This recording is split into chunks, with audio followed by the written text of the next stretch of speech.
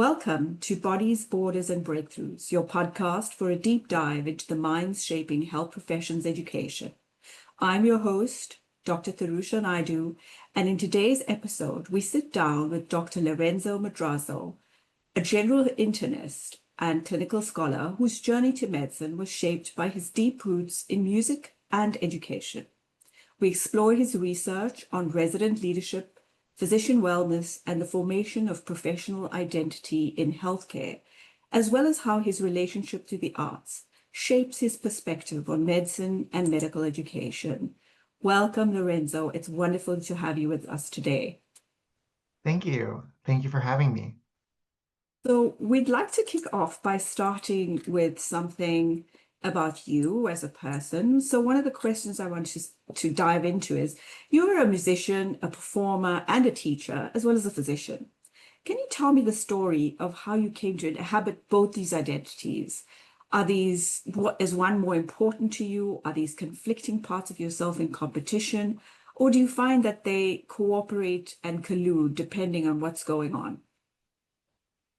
I think, uh, something to maybe precede that is, uh, I'm thinking about the fact that I came to Canada as a teenager in high school. So even going into my musician identity wasn't fully natural, so to speak. So, I moved here from the Philippines, and I'm thinking about that because I'm about to go on a trip soon back home. And so, um, as with any sort of Asian immigrant family, even since childhood, I was very much interested in the sciences. So, if anything, my interest in science, human bodies, medicine, and, kind of the scientific brain, like preceded maybe the arts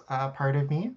But since childhood, I also learned how to play the piano, and I grew to really enjoy that. So that was a part of my journey for sure. And when I moved here to Canada, maybe a shift was that in high school, I was introduced to kind of public school arts education. So I was exposed to really supportive music teachers, and I found that. Um, within my high school ensembles, bands, choirs, that was a place where, um, I felt that I started to feel like home in that community. And I think that really shaped sort of, a growth in my musician identity, so to speak. Um, and interestingly, uh, you know, uh, that's where, some of those things maybe there was a little bit in tension. So I actually did start off my first year of undergraduate studies at the University of Toronto in life sciences, and then, after maybe a little bit of soul searching to keep this story brief, I No, decided go I'd ahead. Take your time. Take your yeah. time with your story. Oh yeah, so I think going into the sciences, I guess at the time I found that context it was very big. Part of it was also navigating just a new space, being going into university, right, as a young student, and just really thinking about like kind of projecting the next 4 years. Like if I had to do 4 years of this, like where do I really end up? And at that time of my life, I thought about my music teacher role models and the differences that they've made in my life and in the life of other students. And you know, I really enjoyed the idea of, you know, uh, I really enjoyed teaching and being a mentor to others, even at that time. And so when I started off my life sciences journey, at the time, I didn't really see that as being compatible with kind of my personal goals, right? Like I thought that um, pursuing music education and with the goal of becoming high school band teacher was really something that resonated with me and was a way I could make a difference to other people. And so, after that first year and, again, some soul searching, I transferred over into music. So I did the 5 year music education program. Sorry, a music, yeah. So it was a 4 years of Bachelor of Music and 1 year of Bachelor of Education at the time. It doesn't exist anymore just because of how certain structures have changed. But yeah, I did the 5 year concurrent education program. And It then, sounds oh, go ahead. It sounds like, if I just reflect on what you're saying, it sounds like your transition or your move from the Philippines to Canada, and what you found when you came here through your high school was a community and a supportive community in music. And then when you made your transition to university, planning on probably a science-based degree, maybe you had disconnected from that sense of community and then you needed to come back. I don't know. I'm just reflecting what you said. And you found that sense of community again in music enough to stay on that path for at least 5 years. Yeah, I think so. I think that is certainly true that, yeah, going from maybe a small high school context where, you know everybody and then going to a large institution in the big city and you're kind of doing things all over again. Um, and yeah, you realize that people's interests and maybe life goals were a little bit different than yours, which, it should be. But I definitely felt that when I started, I guess, my first year of music, yeah, it definitely felt like home, even though, it was still a lot of meeting new people. Like it was a lot of, like-minded individuals who loved music. Mhm.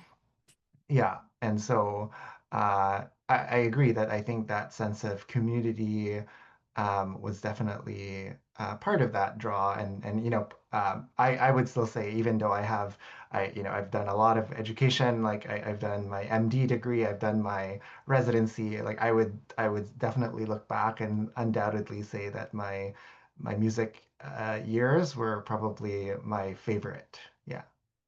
And so it leads me to my another question that I wanted to ask you. And you submitted a submission to medicine and the arts in academic medicine when you were a third year medical student. And Mhm. from the picture, it looks like even at that time, you were still in between, not leaving one or the other world.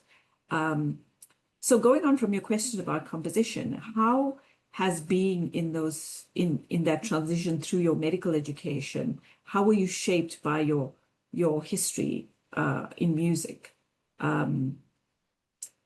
So what prompted you at that point to draw this picture and send it through? What were you thinking about? What were you bringing from music into your training as a medical student? Yeah, I think it's that idea of like you know, lifelong learning was definitely one of those things that I bring from music to medicine. Mm, And I think just the focus on, the human being as a whole person, right? And that yeah, and just looking at the painting again, just thinking about this idea that in medicine, I think we focus a lot on medical expertise, and I think, and I emphasize to my learners that to really care about people, you have to know your stuff, right? Otherwise, you're mm, limited in your mm, ability to care for them. But at the same time, the point ultimately is not to know those things for the sake of mm, knowing them and or for the mm, sake of being an expert, right? Like the point ultimately is that you have that knowledge in the spirit of uh, caring for people, right? And I think the analogy I can make, and I probably did make that in the commentary actually, is that as a musician, like you wanna to make really beautiful music, you can't be limited by a lack of technique, right? Like you you might have Yes. all the heart, you might bring all the heart to performing Yes. a piece, but if you don't practice your scales, Yes. you don't have the appropriate technique, then it's not going to come through. It's not going to come through very well. Um, so I think that those are the connections I'm making. Yeah. Yeah. Um, and in terms of why, I think what I will highlight is that going obviously coming from a less traditional background to medicine, like I was trying to reconcile both as well, trying to put things together at the time. Um, yeah, and I think that was my way of trying to do that. So as we move on to understanding your medical education research, which you're very much in the middle of at the moment, kind of another area, I was intrigued to hear that what one of the area that you're pursuing is how residents can be involved in leadership in medical education. I would have guessed that it would have been around some music, but I guess that's something that I'm a little bit preoccupied with when it comes to you at the moment. But why is your research moving in the direction of residents or students becoming involved in leadership early on in the process? What was an area, what was an aspect of that that was important enough to you to pursue a research project in it? Yeah, I mean, I think I think a common thread amongst many, medical education scholars is that, you encounter a situation that makes you think, and then you look into the literature on it, and then there you go, right? Like you encounter a situation so, I myself, interestingly enough, I wasn't really I was never like a chief or a lead resident. Didn't, I wasn't really somebody who was super engaged in sort of the leadership side of my own residency program, although, I did take on small leadership roles kind of outside my residency program. I think this particular project arose, from friends and colleagues, and yeah, friends and colleagues, co-residents who just, maybe have shared their frustration, how sometimes, they give feedback to their programs and faculty, and sometimes they find that it's been a frustrating experience for many different ways. And even though we talk a lot about it in maybe common discourse, and it's a requirement that residents are to be at the table, we don't do that very well. Um, Right. and so that's kind of where that, um, I guess, the motivation for the project came from. I think in general, like I'm an aspiring qualitative researcher, so I guess I enjoy questions that lend themselves to those types of methods. But I think because maybe it's as you've heard, like I come from that a long-standing background in education. Like I try to I think for the longest time, I always wanted to make sure that, learners are included in the process. Yeah. And I think, I wasn't a leader in, say, my medical training, but when I was in music, I was part of the undergraduate association, and maybe, and that was like over a decade ago. Right. But I think at that time, maybe my leadership experience still carries over, where Right. my tenure in that role really helped. Sorry, was really focused on making sure the student voice was being represented well and being heard. And so I think that's maybe a value set that I carry forward. What do you hope comes out of the research that you're going to be pursuing and that you are pursuing with the fellowship that you received? Yeah. So the study we just talked about is the study kind of included in that award. Mm, And I will be remiss to not to highlight that it's a team effort. Like I have my supervisors, mentors like Sue Humphrey Murdo, Corey LaDonna, mm, and Jacqueline Tordy from Western, who've been very supportive throughout that project and in applying for that grant. Um, yeah, I mean, I think from returning to the idea of like, what's the spirit of it, right? Like I think the spirit of it is to, you know, highlight the fact that we talk a lot about including resident voices, but we don't currently have any evidence for how that plays out in actuality.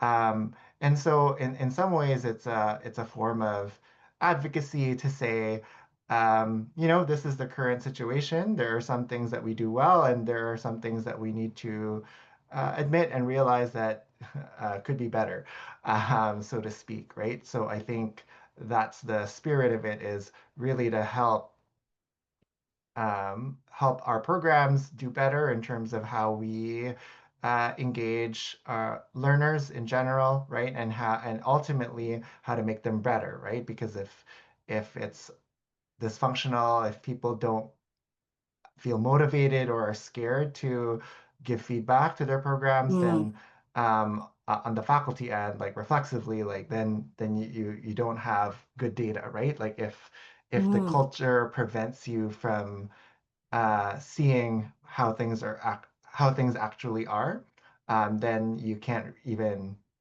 make changes to address them and make them better.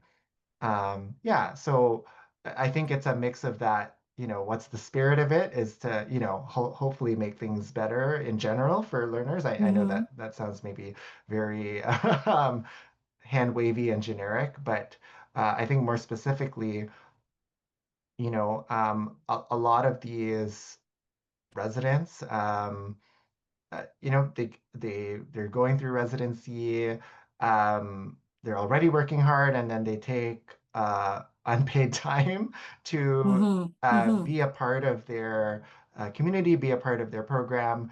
And so, we need to be able to do right by them too, and try mm, to make that experience as good as possible, right? And maybe thinking from a more scholarly curriculum standpoint, right?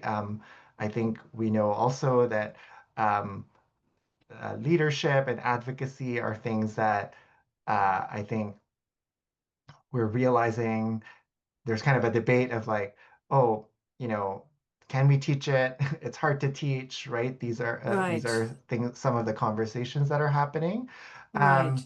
and maybe these are spaces where that skill development can take place, or or it might be a place where we end up discouraging people from pursuing those skills, right? If we Hmm. discourage them enough, because the environment is not conducive for some of those things.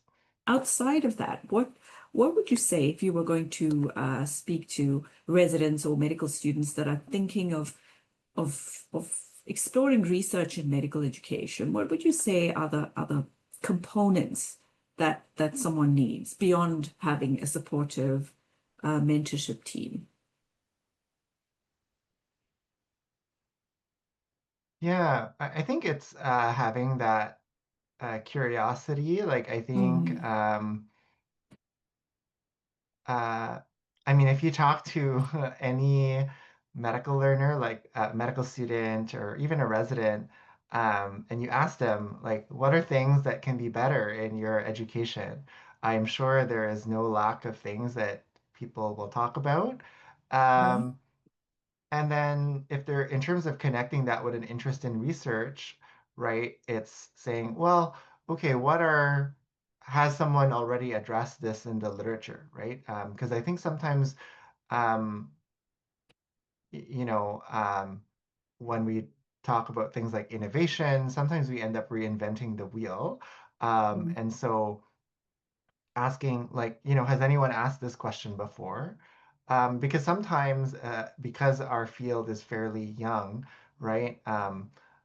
Sometimes maybe no one has answered that question before, and it's a gap in the literature, right? So I think being mindful of those questions, because sometimes uh, those questions, those day-to-day problems, even though they're day-to-day and they're common, sometimes Mm-hmm. people haven't bothered to ask questions and or define it or give a name to this Mm-hmm. problem. That's kind of how I ended up in the with my illness presenteeism work. Right.